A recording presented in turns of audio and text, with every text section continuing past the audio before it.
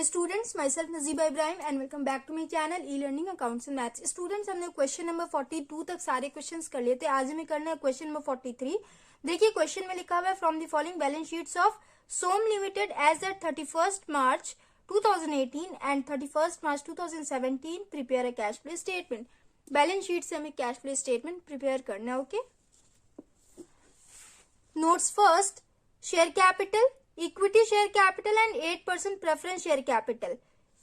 Equity share capital का and preference share capital का दोनों का प्रीवियस ईयर का करंट ईयर का बैलेंस गिवन है। Reserve and surplus, general reserve and profit and loss balance का लास्ट ईयर का और करंट ईयर का बैलेंस गिवन है। लॉन्ग टर्म बोरिंग्स में 10% डिबेंचर्स लास्ट ईयर का और करंट ईयर का बैलेंस गिवन है। Okay, additional information point first, during the year a machine of the book value of 70,000 was sold for 15,000।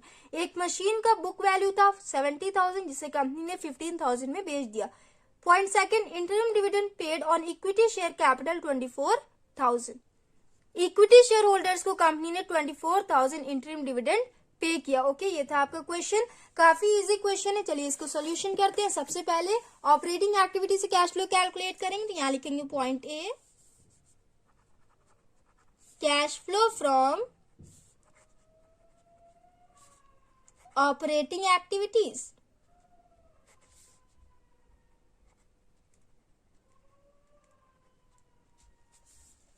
इसमें सबसे पहले नेट प्रॉफिट बिफोर टैक्स की entry होती है ना, यहां लिखेंगे नेट प्रॉफिट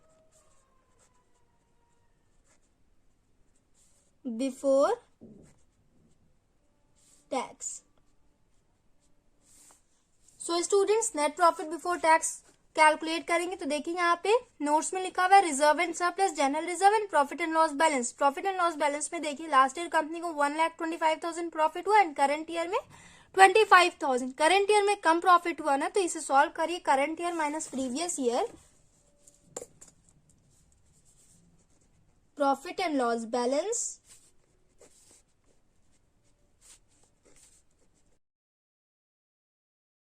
$25,000 माइनस 1,25,000, ये हो जाएगा माइनस 1 लाख, तो ये हो जाएगा ब्रैकेट में, मतलब कंपनी को 1 लाख का लॉस हुआ। ओके, उसके बाद देखिए जनरल रिजर्व 45,000 लास्ट ईयर का वैल्यू दिया हुआ है, करंट ईयर का 1,15,000। माइनस करिए कितना हो जाएगा, 1,15,000 माइनस 45,000 70,000 होगा।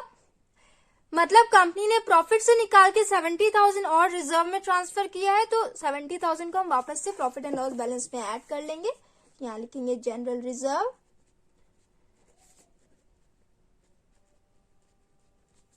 70,000, ये हो गया। इसके बाद स्टूडेंट्स आपके एडिशनल इंफॉर्मेशन में इंटरिम डिविडेंड दिया हुआ है। इक्विटी शेयर होल्डर्स को 24,000 इंटरिम डिविडेंड पे किया गया, तो इसकी भी एंट्री होती है ना, यहां लिखेंगे इंटरिम डिविडेंड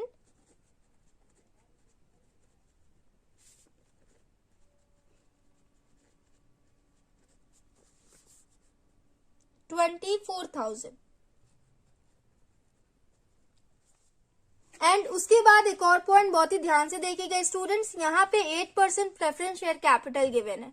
तो अगर आपके क्वेश्चन में प्रेफरेंस शेयर होल्डर्स को डिविडेंड दिया जाएगा कि नहीं दिया जाएगा, ऐसा कोई भी इंफॉर्मेशन गिवन ना हो, फिर भी आप लोग डिविडेंड कैलकुलेट करना, क्योंकि company every year preference share holders को डिविडेंड पे करती है। ओके, एंड किस रेट पे हम कैलकुलेट करेंगे, आगे प्रेफरेंस शेयर कैपिटल के आगे उनका रेट दिया होता है, 8% लिखा हुआ है ना, तो 8% के हिसाब से आप प्रेफरेंस शेयर होल्डर्स का डिविडेंड कैलकुलेट करिए। During the year company preference share holders को डिविडेंड पे करती है, तो ड्यूरिंग द ईयर वाले डिविडेंड को क्या कहते हैं, इंटरिम डिविडेंड। ओके, तो यहाँ पे आप इंटरिम डिविडेंड कैलकुलेट करिए।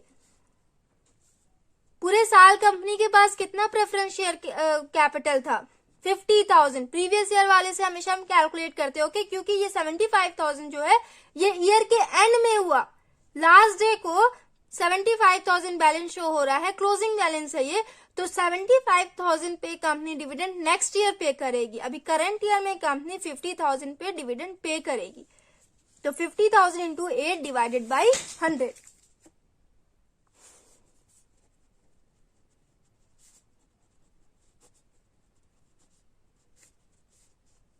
ये हो जाएगा 4000। यहां लिखे इंटरिम डिविडेंड, यहां आप लोग लिख लीजिए pay to equity shareholders and यहाँ पे pay to preference shareholders. Okay, हो गया। उसके बाद प्रोविजन फॉर टैक्स गिवन है नहीं आपके क्वेश्चन में, तो उसकी कोई भी एंट्री नहीं होगी। रिफंड ऑफ टैक्स भी गिवन नहीं है।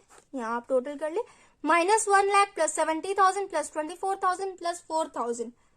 स्टूडेंट्स इसे आप कैलकुलेट करिए। पहले तो देखिए -1 लाख और प्लस 70,000, ये हो जाएगा -30,000, -30,000 प्लस 28,000, तो ये हो जाएगा -2,000, ब्रैकेट में हो जाएगा। ओके, सॉल्व करिएगा आप लोग। ये आया आपका नेगेटिव बैलेंस 2000। तो जब भी नेगेटिव बैलेंस होना तो यहाँ प्रॉफिट की जगह हम लोग लॉस लिखते हैं। Okay,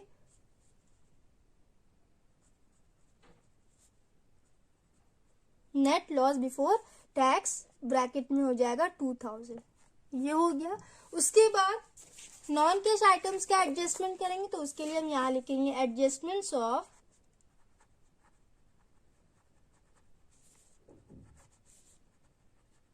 non cash items. तो क्वेश्चन में देखिए शेयर कैपिटल की एंट्री नॉन कैश में होती नहीं है, रिजर्व एंड सरप्लस की भी नहीं होती। लॉन्ग टर्म बोरोइंग्स में क्या दिया हुआ है, 10% डिबेंचर्स, डिबेंचर होल्डर्स को कंपनी इंटरेस्ट पे करती है, जो कि आता है नॉन कैश में। 10% के हिसाब से इस पे हम इंटरेस्ट कैलकुलेट करेंगे। तो देखिए आपके एडिशनल इन्फॉर्मेशन में कोई भी इंफॉर्मेशन गिवन नहीं कि कंपनी ने 1 लाख से 75,000 हुआ है ना, वैल्यू डिक्रीज हुई है, मतलब कंपनी ने रीपेमेंट किया है, रिडीम किया है। तो क्वेश्चन ये आता है कि इंटरेस्ट ऑन डिबेंचर हम कौन से वाले अमाउंट पे कैलकुलेट करेंगे। तो अगर आपके क्वेश्चन में रिडेम्पशन का कोई भी इंफॉर्मेशन गिवन नहीं कि कंपनी ने डिबेंचर्स को रिडीम कब किया, तो आप ये समझना कि कंपनी ने ईयर के एंड में किया है। ओके, तो पूरे साल कंपनी के पास कितना डिबेंचर था, 1 लाख। तो पूरे साल कंपनी 1 लाख पे इंटरेस्ट पे करेगी ना, तो 1 लाख का 10% कैलकुलेट करिए, कितना हो जाएगा 10,000। 10,000 कंपनी इंटरेस्ट पे करेगी डिबेंचर होल्डर्स को, जिसे हम ऐड करेंगे।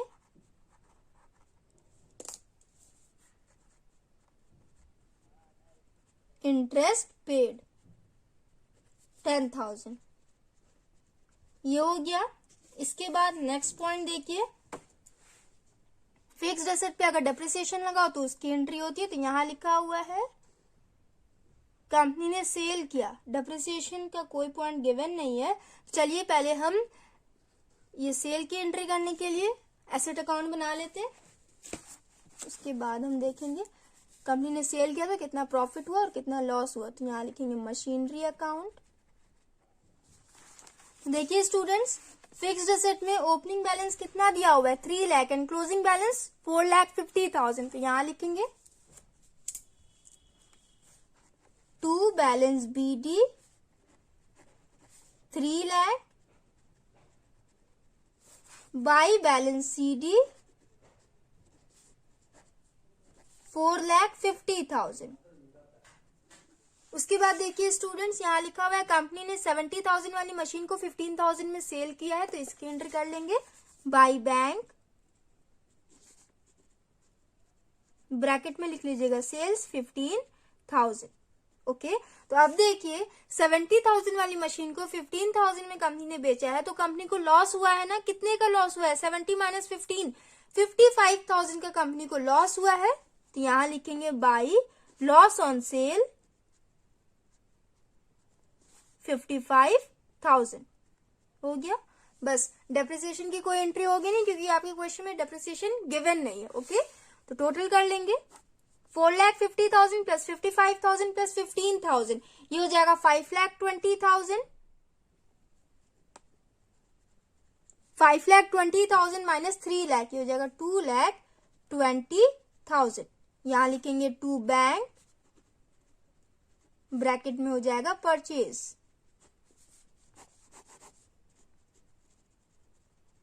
हो गया।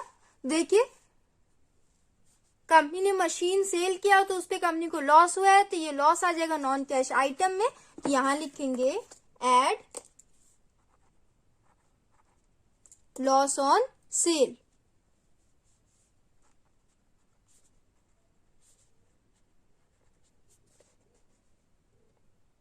$55,000 हो गया। उसके बाद और किसी आइटम की एंट्री होगी नहीं, करंट एसेट की एंट्री हम करते नहीं है, उसमें डिविडेंड की एंट्री उसमें होती नहीं है, सबकी एंट्री हमने कर ली। तो टोटल कर लेंगे 55,000 प्लस 10,000, ये हो जाएगा 65,000। 65,000 माइनस 2,000, ये हो जाएगा 63,000। यहां लिखेंगे ऑपरेटिंग प्रॉफिट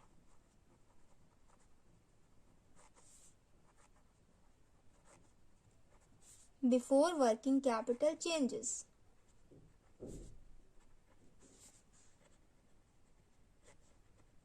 इसके बाद current asset and current liability का ट्रीटमेंट करते हैं ना। तो यहां देखिए करंट लायबिलिटी नहीं गिवन है तो उसकी एंट्री नहीं होगी। करंट एसेट में इन्वेंट्री लास्ट वैल्यू था 1 lakh, current year value increase होकर 1,50,000 हो गई। 50,000 से वैल्यू इंक्रीज हुई है, तो जब करंट एसेट की वैल्यू इंक्रीज होती है तो उसे हम लेस करते हैं। यहाँ हो जाएगा इन्वेंट्री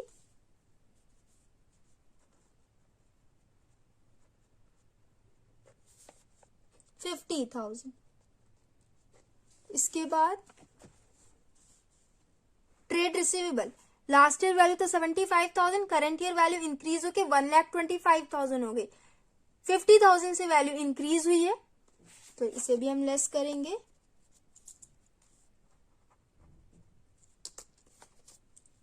ट्रेड रिसीवेबल्स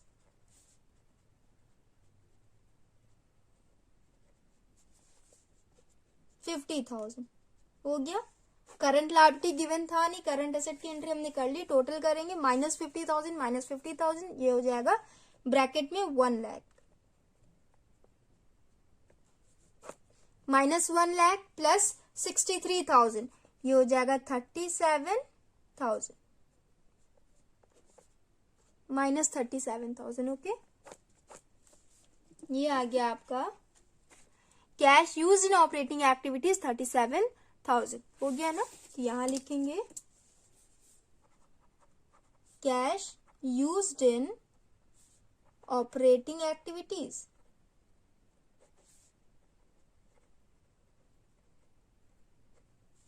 इसके बाद इन्वेस्टिंग एक्टिविटी से कैश फ्लो कैलकुलेट करेंगे।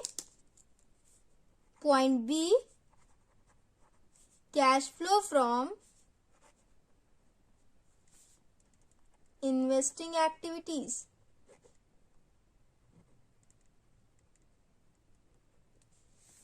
इसमें देखिए स्टूडेंट्स, नॉन करंट एसेट की एंट्री होती है ना, तो नॉन करंट एसेट में फिक्स्ड एसेट दिया हुआ है, तो फिक्स्ड एसेट में मशीनरी दिया हुआ था, तो मशीनरी अकाउंट हमने यहाँ बनाया था ना। तो कंपनी ने 15,000 का सेल किया एंड 2,20,000 का परचेज किया, तो सेल एंड परचेज की एंट्री हो जाएगी। यहां लिखेंगे purchase of machinery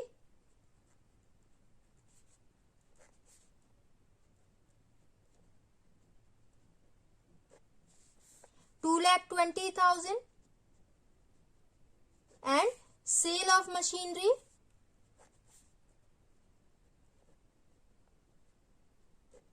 $15,000।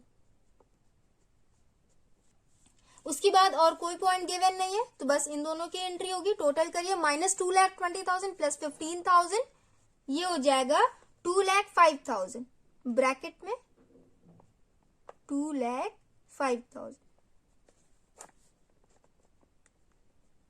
Negative balance आया है, यहां हो जाएगा कैश यूज्ड इन इन्वेस्टिंग एक्टिविटीज।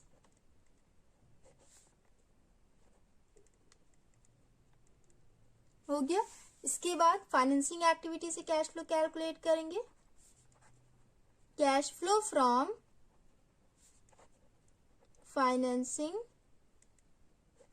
एक्टिविटीज, इसमें देखिए सबसे पहले शेयर कैपिटल एंट्री होती है ना, तो यहाँ लिखा हुआ है share capital, last year value था 2,50,000, करंट ईयर वैल्यू इंक्रीज होगी 5,75,000 होगी। ओके, एंड नोट्स में आपके शेयर कैपिटल में इक्विटी शेयर कैपिटल दिया हुआ है एंड 8% प्रेफरेंस शेयर कैपिटल दिया हुआ है। तो यहाँ देखिए इक्विटी शेयर कैपिटल का लास्ट ईयर का बैलेंस दिया हुआ है 2 लाख एंड करंट ईयर का 5 लाख।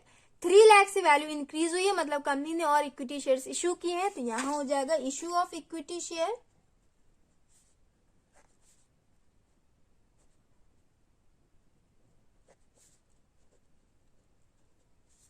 3 लाख। इसके बाद देखिए 8% preference share capital, last year value था 50,000, करंट ईयर वैल्यू इंक्रीज होकर 75,000 हो गई। 25,000 से वैल्यू इंक्रीज हो गई है, मतलब कंपनी ने प्रेफरेंस शेयर भी इश्यू किया है। यहां लिखेंगे 8% preference share capital, issue of 8% preference shares. Okay, पूरा आप लोग लिख लेना। यहां हो जाएगा 25,000।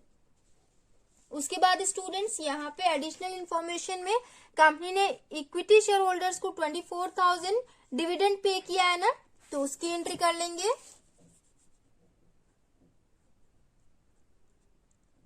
Interim dividend paid to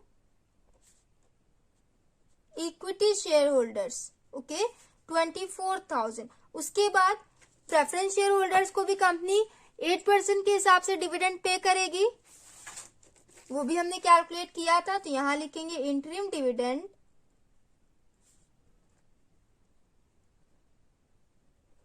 paid to preference shareholders.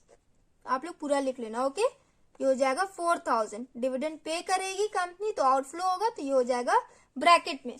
Okay, उसके बाद लॉन्ग टर्म बोरोइंग्स में 10% डिबेंचर दिया हुआ है, तो ये भी देख लेते हैं। देखिए स्टूडेंट्स, यहाँ लास्ट ईयर वैल्यू था 1 lakh, current year value decrease होकर 75,000 हो गई। 25,000 से वैल्यू डिक्रीज हुई है, मतलब कंपनी ने रिडीम किया है, तो रिडम्पशन की एंट्री करेंगे। ईयर के एंड में किया है कंपनी ने रिडीम, मतलब करंट ईयर में ही किया है लास्ट डे को, तो वो करंट ईयर में ही आएगा। तो रिडम्पशन की एंट्री करेंगे, रिडम्पशन ऑफ डिबेंचर,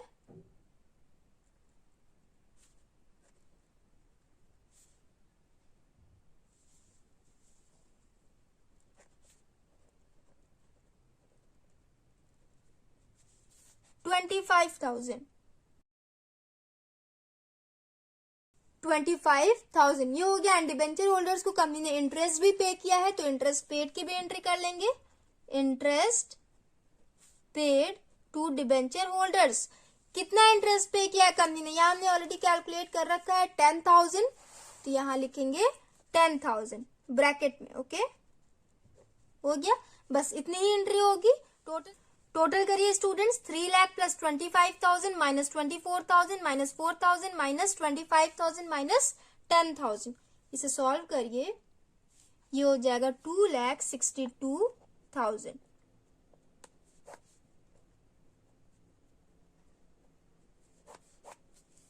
यहां लिखेंगे कैश फ्लो फ्रॉम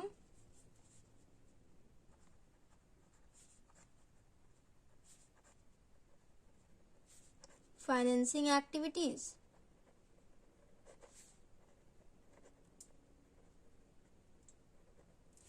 हो गया स्टूडेंट्स। इसके बाद तीनों एक्टिविटी को हम ऐड करते हैं ना, तो चलिए ऐड कर लेते हैं। सबसे पहले ब्रैकेट में 37,000, तो माइनस 37,000 होगा। उसके बाद प्लस ब्रैकेट में है 2,05,000, तो minus 2,05,000।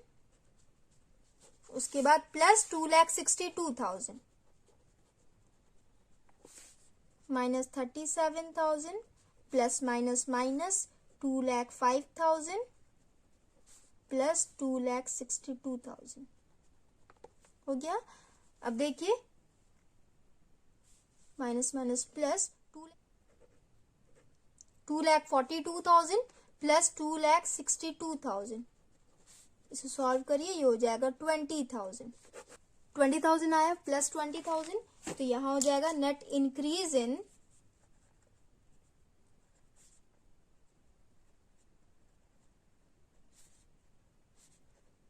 Cash equivalents.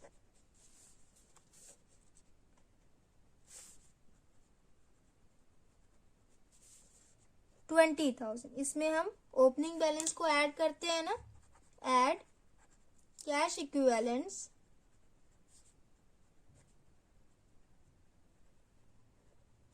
in the beginning of the year.